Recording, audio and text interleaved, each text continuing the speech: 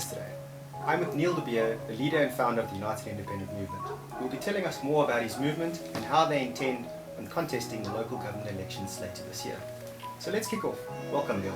Hi Warren, thank you, and thank you for your viewers, and it's always good to have you here. Well, thank you for being on the show, Neil. Thank you. So Neil, basically you went on a tour 2 months ago. Round 2 is pretty much inevitable. It's about to kick off. Tell me, what was the highlights and the experience gained from the tour around South Africa? I think the fundamental principle is that I'm about the only political leader currently in a movement of politics that currently decided that I need to go to the ground. It is exceptionally unbelievable and astounding that our leaders that are in parliament, and the politicians, specifically the leaders of so-called parties, have not taken the time to go back to grassroots. I took 3 weeks in a vehicle, more than 8,000 to 10,000 kilometers, to go and see what the people of South Africa are saying. And every single stop, every meeting, every discussion and every speech was a highlight. There was no lowlights. It was fundamentally the people of South Africa and asking them what's wrong and how do we fix it. And I think I came back after 3 weeks understanding that I probably lived in a bubble. And if I'm in a bubble without seeing outside what's going on in this country on the ground, can you imagine the people that lead or so-called lead this country not taking that same effort? In saying that, Neil, what is the mission and vision of the UIM? It's very clear. Politics has become a word that currently is an absolute sentiment of negativity. You do not speak of politicians today in admiration, or you don't speak of politics being noble. And that is a pity, because it started to be a noble affair when people represented the voice of people.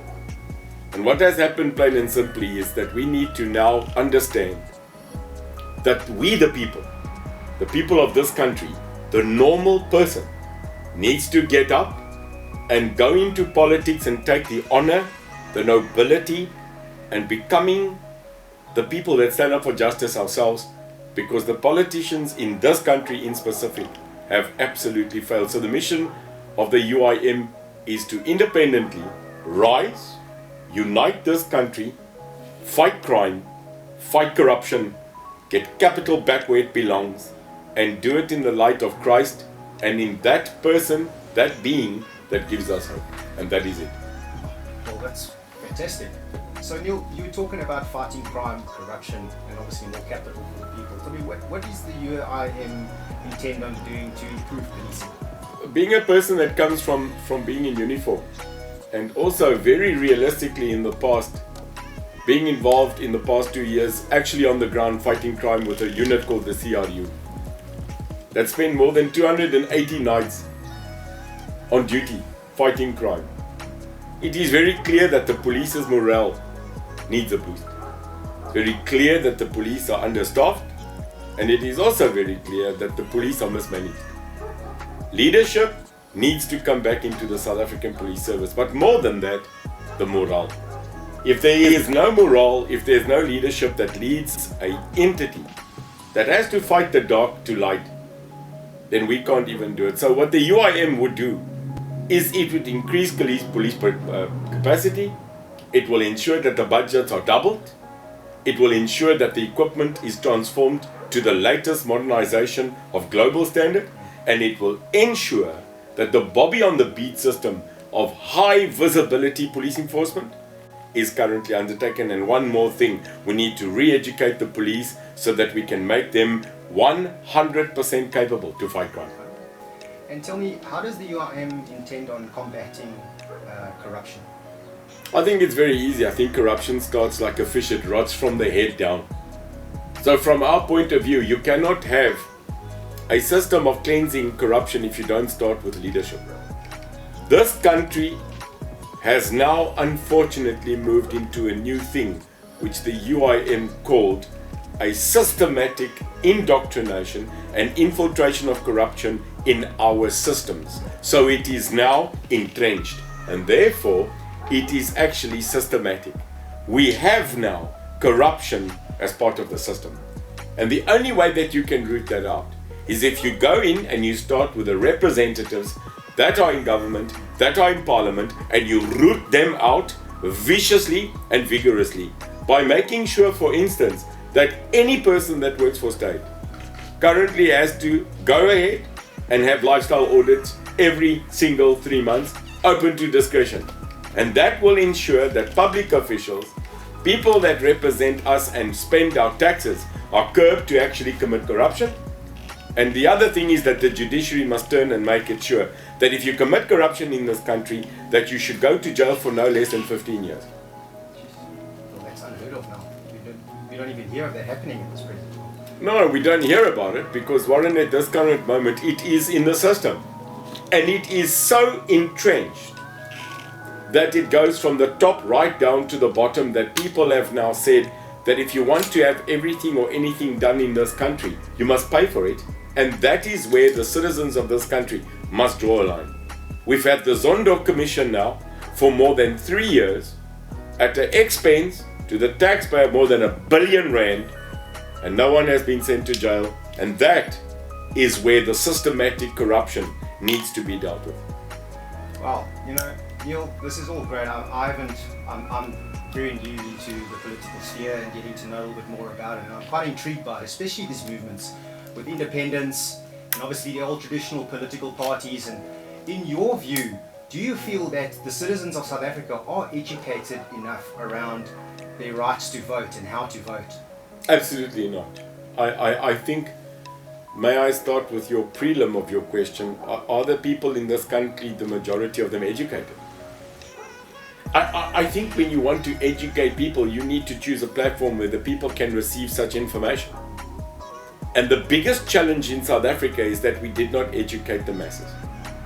In the apartheid regime, the people in the apartheid regime calculatedly ensured that the masses of this country does not receive the information through intelligence, through education. And I'm sorry, but the African National Congress perpetuated that system. Because if you keep people uneducated, they do not make educated decisions.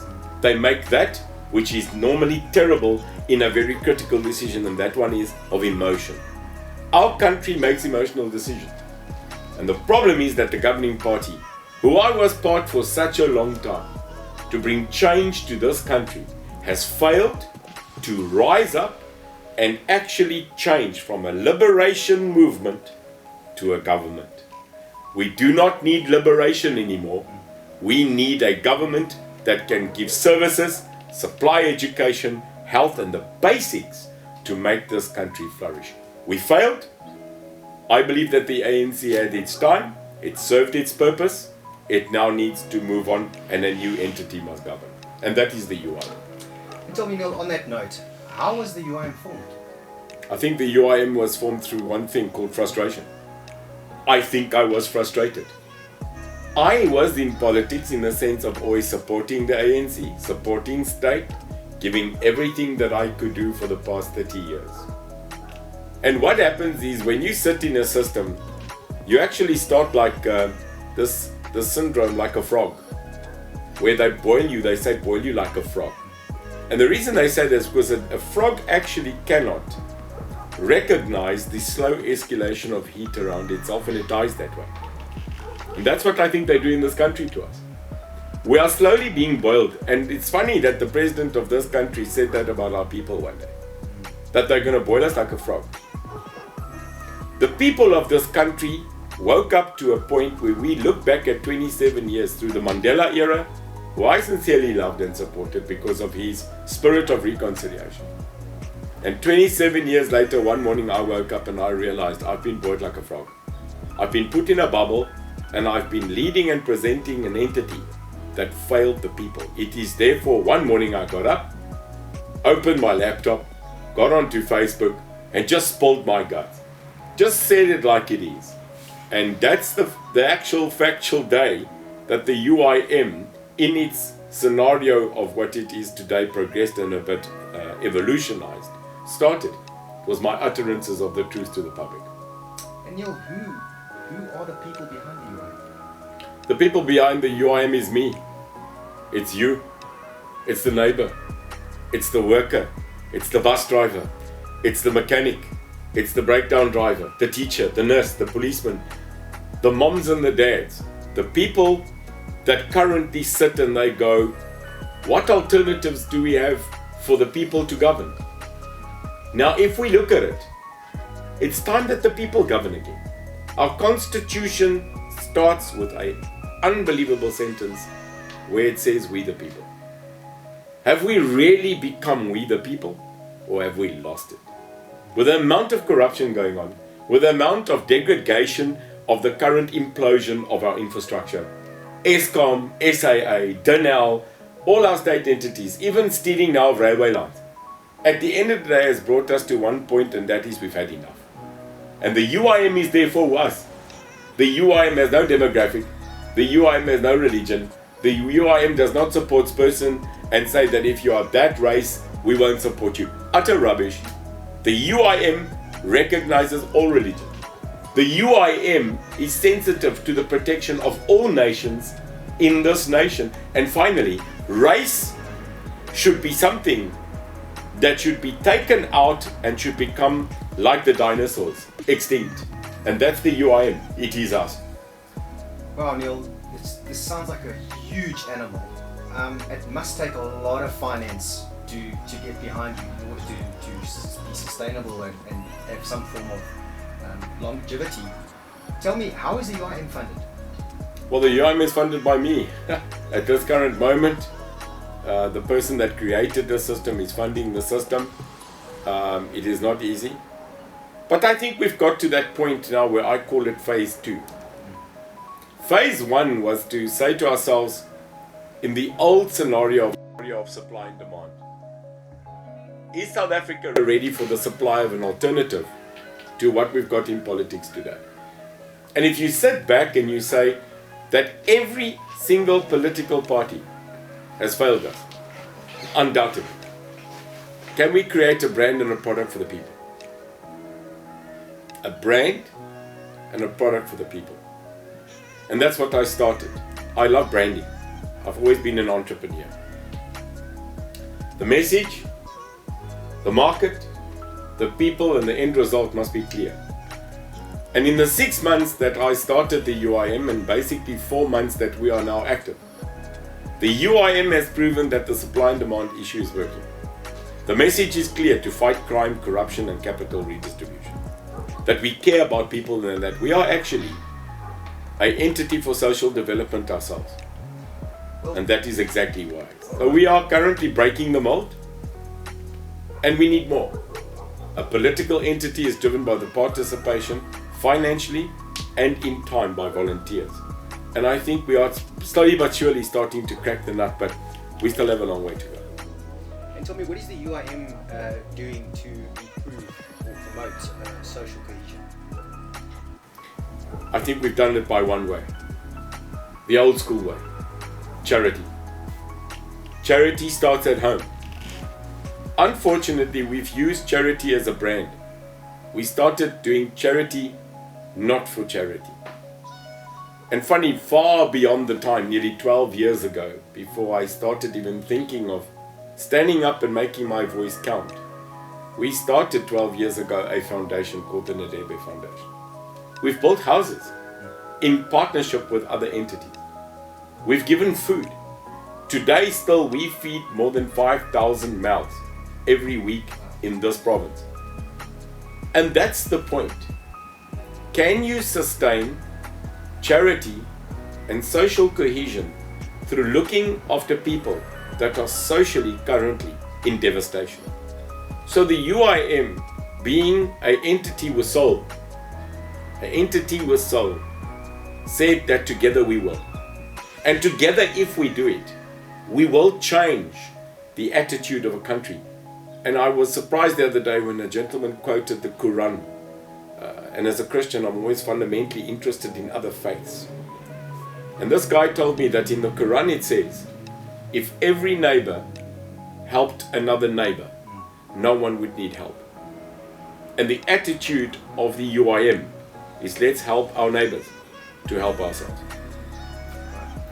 Neil, our constitution is under attack. What is, or is there anything that the UIM would change in our constitution? I think the constitution is under attack because it doesn't suit certain people's pockets. It doesn't suit certain people's esteemingly grabbed greediness of power.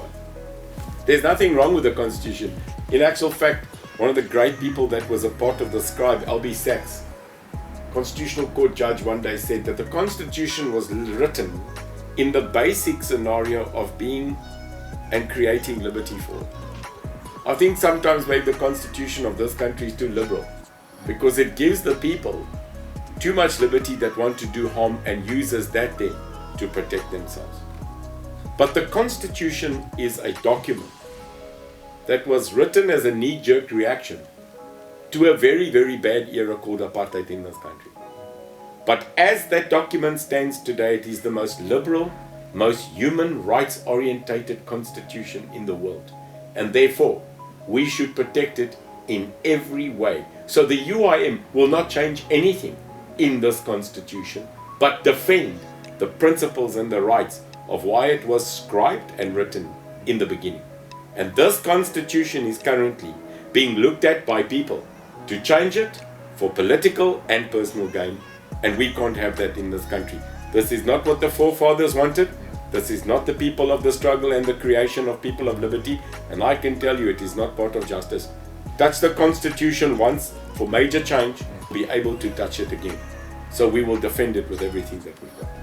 So Neil, obviously there's two specific threats. One, Section 25, the land without compensation. Just share a little bit more. So today I was given a nice piece written by quite an educated person that now hit News 24 on the eye lines of articles, where this gentleman actually analyzed the factual relation of the changes of Section 25 in our Constitution, and I loved it. And obviously based on that article, in the next 2 days the UIM will release it so that the public can understand that opinion. There is a major possibility that this is not about land, but property.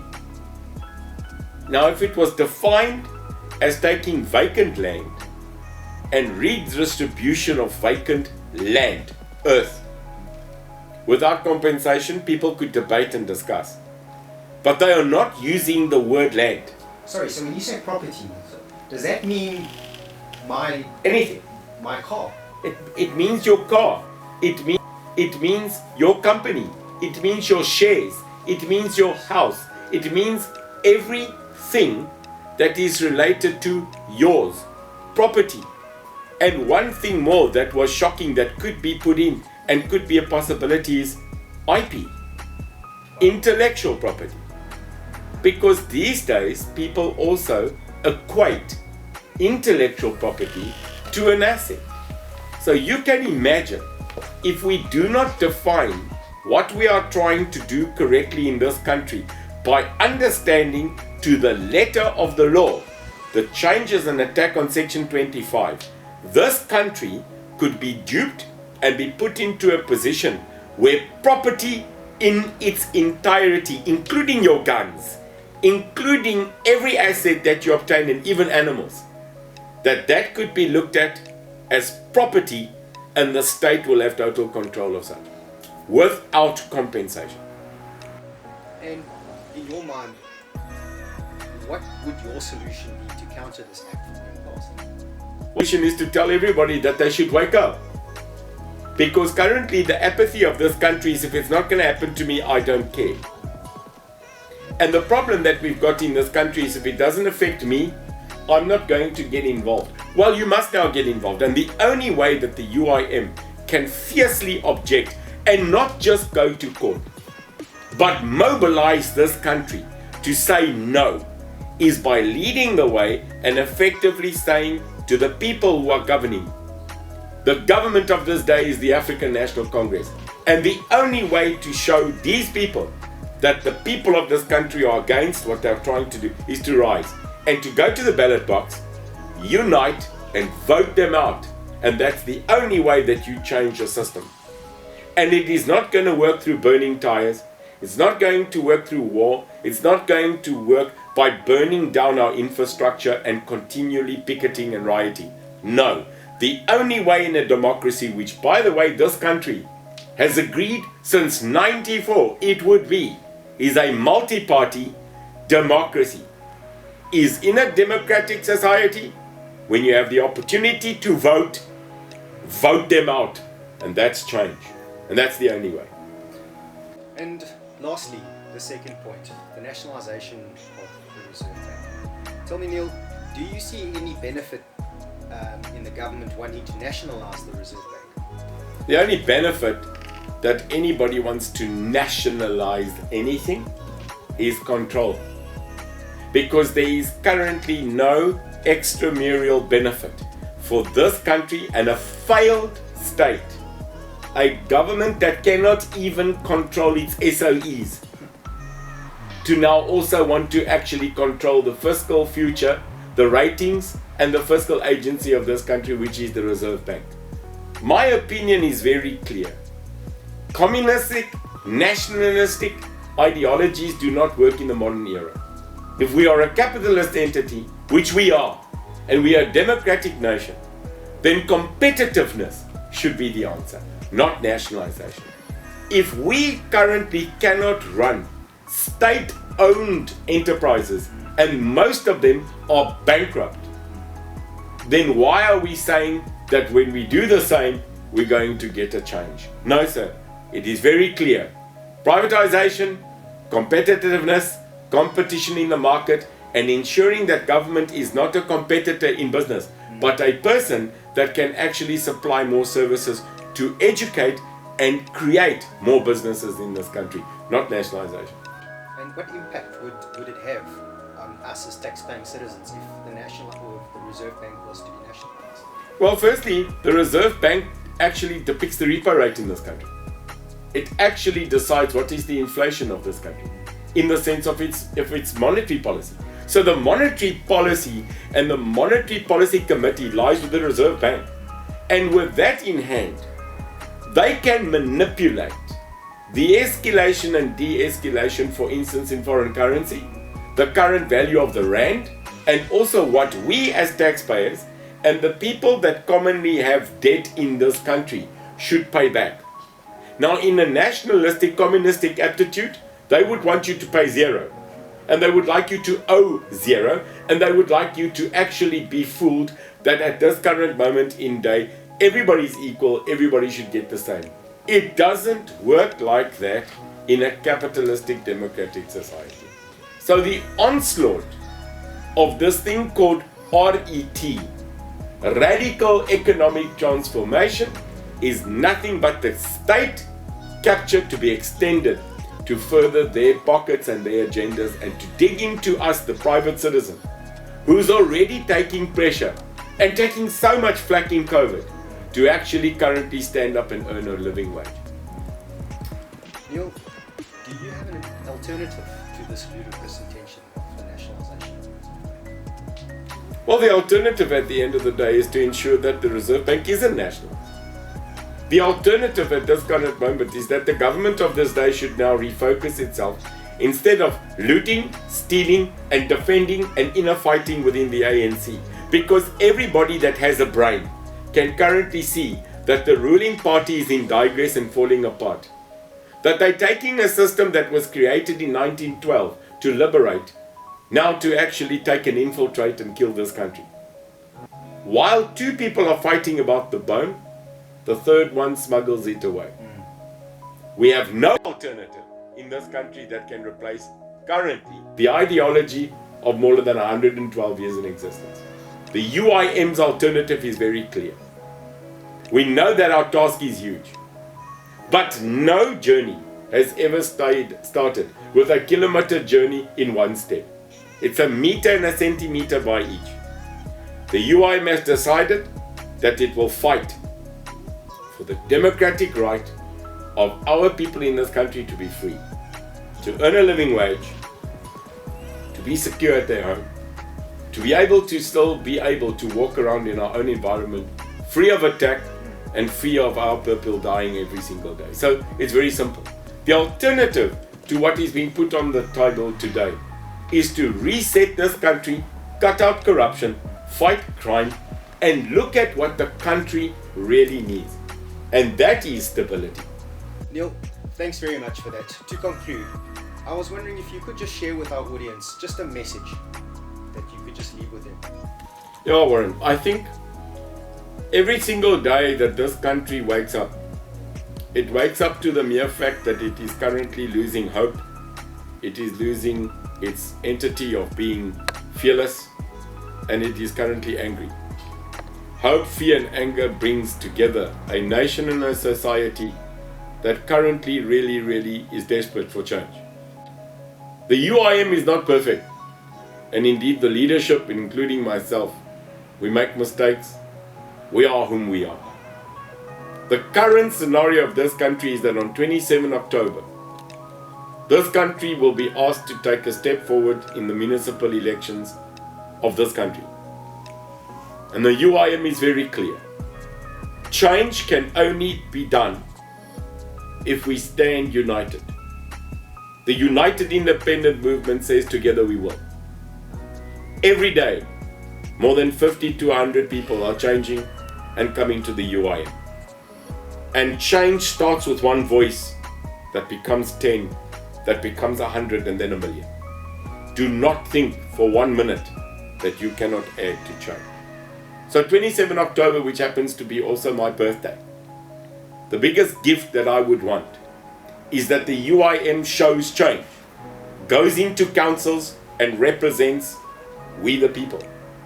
So together we will, because at the end of the day, this country is absolutely worth it. So go out there and make your cross for change. Make the cross so that we can have change.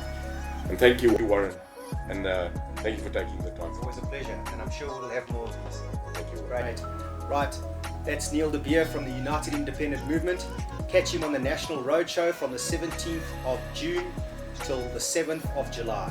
info@uimsa.org for any questions, and the national WhatsApp number, which you'll find on our website as well as our Facebook pages. Enjoy your day. Thanks for tuning in. God bless.